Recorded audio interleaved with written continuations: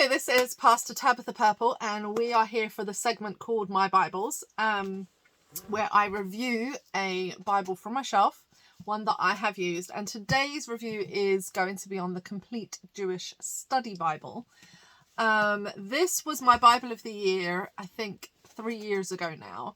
And it stuck, I think, for probably nearly 2 years as my Bible of the year. It's one of the most challenging ones that I've had as a Bible of the year.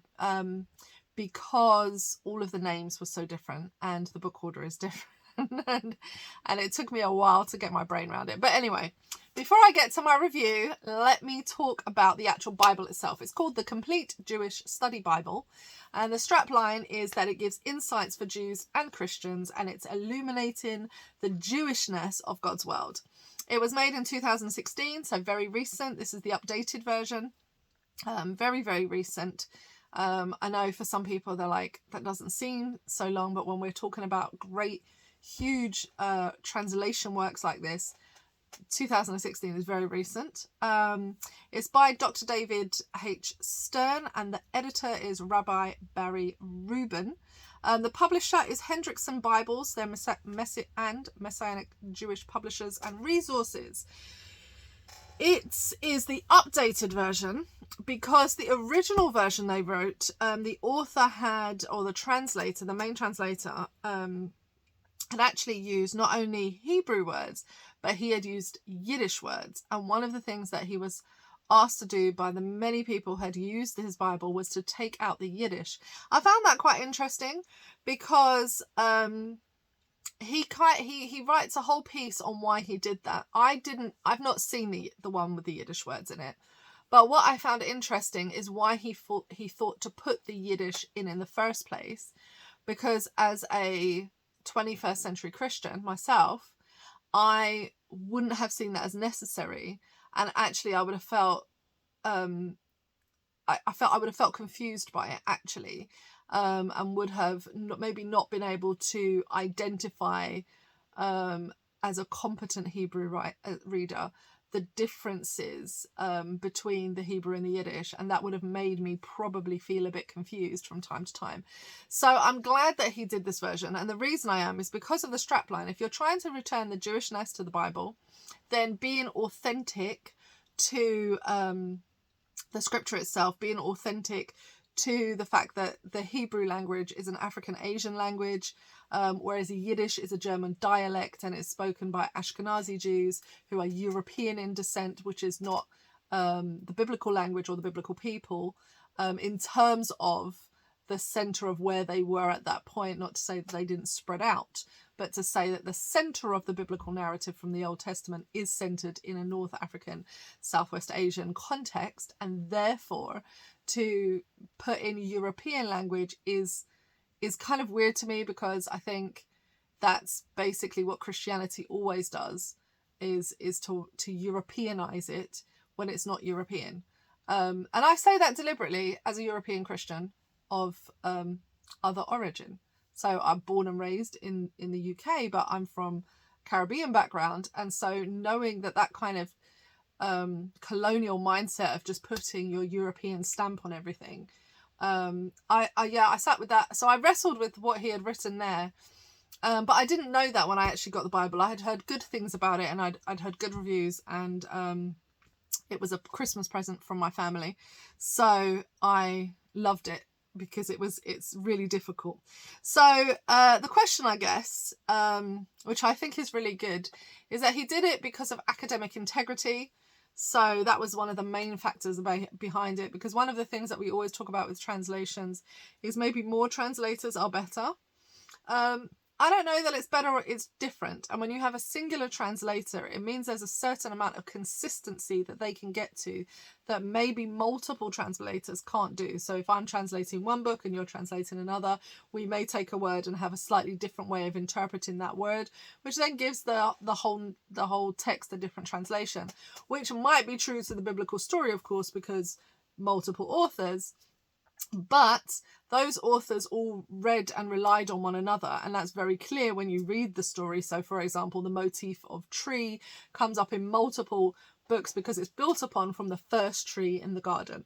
So I think it's half a dozen of one, six of the other. You have to look at it, but he's obviously open to the academic challenges of translating the Bible, and he was going to use another way of doing his translation, but he decided to do the whole thing. I can only imagine if that's not the biggest labor of love, I don't know what it is. Translating the Bible is a huge task, and takes full out committees with hundreds of people working on it. And this one gentleman has done that. For that reason, there is a consistency element that really it does benefit from. There is a real determined consistency in the way that he uses the translation and keeps the thematic and motif ideas throughout the scripture, which I think is a good thing. They also include a variety of scholars in the academic study element. So it's scholars from Christian and Jewish backgrounds. Majority are Jewish messianic, but he has included people who are sympathetic to why it's necessary to put the Hebrew back into the Bible. And basically the idea behind it, as far as I can tell, is that many people don't have access to the Jewish scholarship world, the Jewish ideologies. They don't have access, and it seems a bit cut off to them and their learning. And so this is meant to bridge those two worlds, to kind of bring together the two elements of a united faith in some way that's kind of divided very heavily. My review is that it is really, it's very well translated. I enjoyed reading it. What was good for me is it's an exercise in decolonializing your faith. So I'm used to reading the Bible in a colonial language with colonial names and colonial places, basically. Everything's renamed, everything's made into a way, anglicized in a way that I understand it. But when you read the Jewish Bible, when you read the complete Jewish Bible, one of the things that really strikes me is how difficult I find pronouncing all of the names, how I had to work that much harder to remember whose story I was even reading. If it's an Old Testament story that's quite obscure, I had to try and place it within some, and it forced you to read it with fresh eyes, not with assumptions or pre-existing sermons or pre-existing notes in your head. You really had to be forced into the world of the Bible. And I think that that's a really good thing. I think it's a very good discipline for Christianity to be forced into the world of the Bible and not force the Bible into our world. I think that's recently there was somebody, or I posted and had this discussion about the fact that I do sometimes feel that Jewish and Arabic faiths and Muslim faiths and so on and so forth have an advantage, because when you join them, you know you're joining something that is not from your culture. You know that you're joining another language. You know that you're joining another people. You know you're going to have to learn. You're going to have to go to classes. You're going to have to learn about this stuff. There is a discipline to having educators in, and they teach. And, you know, you're going to have to work really hard. And there's like study programs and courses you have to follow. With Christianity, it's not so. With Christianity, it's very much embedded within the culture that it's got to. So wherever you found your Christianity, it will make sense to you within the backdrop that you're speaking. And that, to a certain degree, is a deliberate kind of action from the Bible. And to a certain degree, I think it's a positive and a negative. And I think we just have to bear that negative in mind, because what we see in Western cultures is that it becomes the American flag, or it can become the British Empire, or it can become a tool to enslave people, or it can become the capitalist mechanism by which we deplete the world of its resources. And Christianity fundamentally, in a biblical sense, is none of those things, but it has become those things because it's embedded within the culture. And I think reading this Bible reminded me so much of the work that I personally do to decolonialize my faith, to look at it beyond the white narratives that I've been told. And so something really simple, like if I asked you now, close your eyes and I'm going to tell you the story of Esther. And I want you to picture Vashti, who is going to, and I start to go through the characters. And if you had your eyes closed, what might surprise you is that they will all come up. The images may come up in the majority of people as white people. And that's because it's really been, that narrative has been pushed. Western white Christianity has been pushed as the thing. When in fact, of course, none of those people would have been in the biblical narrative. They'd have all been some shade of brown, from the darkest to the brownest. Like it, they would have been some shade of brown. That's where the story is being told, is in that North Africa, Southwest Asian perspective. And we think of that as the Arabic world now, but that construct that we have now for that portion of the world, it didn't exist then. And yeah, so I think it's important. And when you're reading the text and it's using names that you're not familiar with, and it's using places that you're not familiar with, it forces you to picture the people differently, to picture the places differently.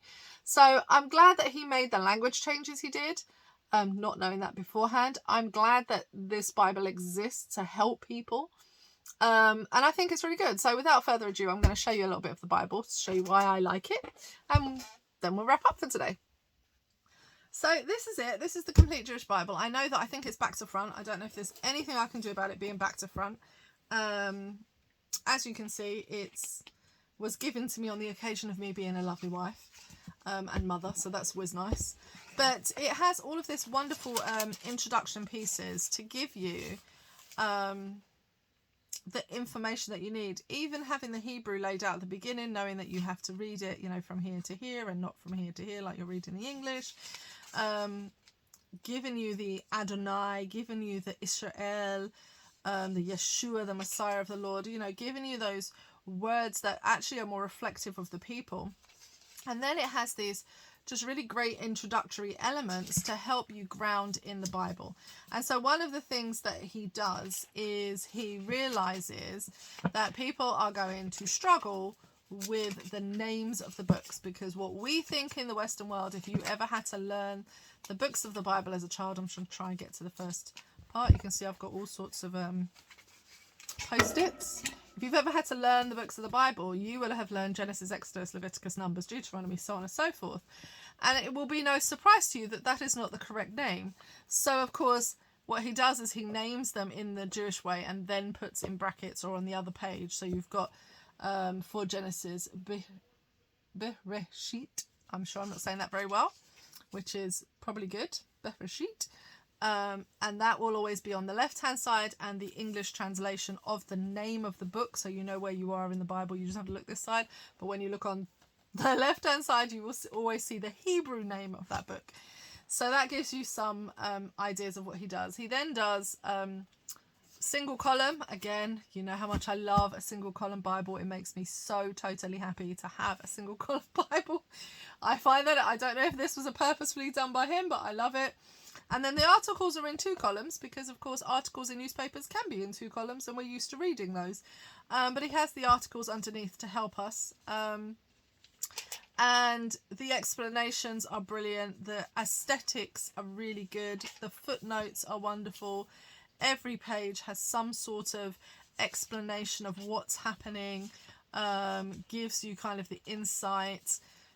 I love the fact that the names are in the Hebrew first and in brackets as the English, so that, you can realize where you are in the story. But yeah, it talks about key thematic elements. You'll see that, you've seen that already with the covenants and so on and so forth. And to be honest, it's just really well laid out, very clearly written. The translation is really good.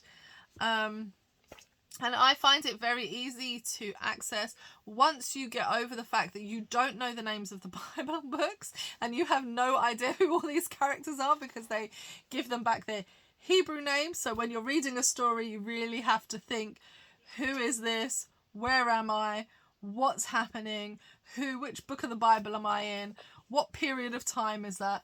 And I think that's really good for us who like shorthand and don't realise that the Bible is a study book. It's a book that's meant to be meditated upon. It's meant to be studied. It's a life work. It's not meant to just be memorised and walk away from it. But I think it's really good, but given all of this wonderful background and colour.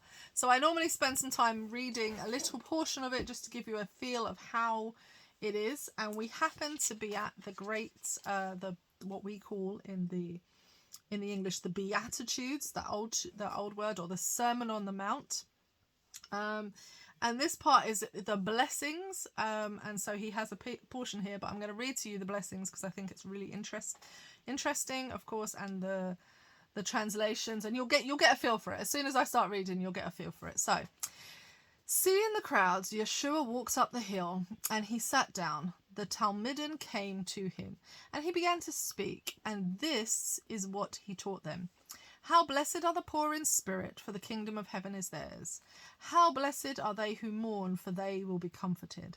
How blessed are the meek, for they will inherit the land. How blessed are those who hunger and thirst for righteousness, for they will be filled. How blessed are those who show mercy, for they will be shown mercy. How blessed are the pure in heart, for they will see God. How blessed are those who make peace, for they will be called sons of God. How blessed are those who are persecuted, because they pursue righteousness, for the kingdom of heaven is theirs. How blessed you are when people insult you and persecute you, and tell you all kinds of vicious lies about you because you follow me. Rejoice, be glad, because your reward in heaven is great. They persecuted the prophets before you in the same way. And then so on and so forth, the whole thing goes. I love the translation. I really do love it. It's hard if you are a monolingual English reader who's never heard these names before, never thought about the Bible being in Hebrew. It is a difficult thing to do, but if you're a good student and you have the Bible side by side and you have an English translation with this translation, and you don't just read one verse, you read it as it's meant to be in the story form that it's given, and you give, a longer portion of the text, I think this really adds to your learning, to the scriptural the dynamicness of scripture. It really helps to embed it back in its world, and that then in turn shapes and changes your world. And I think that that's what's really great about this, because it's not just about putting it back in its world and leaving it there, but it's about when you see it in its world, it lights up your world in a different way. It lights up the challenges, because the human problems have been the human problems from the very beginning. Greed, selfishness, all of those things, injustice has been there from the very beginning. And therefore, those principles, those stories have even greater value when you realize and respect its culture, respect its time, and you say, wow, they were dealing with the same thing I'm dealing with now, except without Facebook, or YouTube. And that, I think, really illuminates the scripture. So I hope that gives you an insight. I really do recommend this one. I probably recommend a lot of Bibles. No, there's some I don't use very often, I have to admit. But I think this is well worth adding. If you have a good translation already and you're looking to add something that's really going to push you, this is great, because it really does challenge you, and it gives you an insight into the Hebrew world. It gives you an insight into that language group, into those people, into their culture and identity. And I think that that's really important. And for that reason, I'm really glad that he took the time to listen to people who were using the Bible and who then wanted to return it to its actual world and not to the world that we've made it in white Western Christianity. So enjoy. All right, have a good one. Bye-bye.